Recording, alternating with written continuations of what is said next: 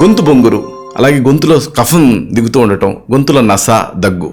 సాధారణంగా సైనసైటిస్ ఇలాంటి వాటి వల్ల పోస్ట్ నేసల్ డిశ్చార్జ్ వచ్చి గొంతు లోపలికి దిగుతూ ఉంటుంది కఫం. చాలా ఇబ్బందిగా, చాలా ఇరిటేటింగ్ అనిపిస్తూ ఉంటుంది. ఇది నలుగురు మధ్యలో ఉన్నప్పుడు కఫం దిగి ఎక్కడైనా వాష్ బేసిన్ ఉందా ఊసేద్దాం అన్నట్టుగా అంత ఇబ్బంది పడిపోతూ ఉంటారు. అలాగే ప్రతి మాట మాట్లాడేటప్పుడు అంతా గొంతు సవరించుకుంటూ ఉంటారు. అలాగే దగ్గు ఇబ్బంది పెడుతూ ఉంటుంది, గొంతు బొంగురు ఇబ్బంది పెడుతూ ఉంటుంది. ఇలాంటి అన్ని సందర్భాల్లో కూడా మిరియాలు ఒక ఎక్సలెంట్ మెడిసిన్లా పనిచేస్తుంది. దీనికి మీకు కావాల్సింది మిరియాలు, తేనె, లేదు పాలు లేదా పంచదార. ఇవి అనుపానాలు.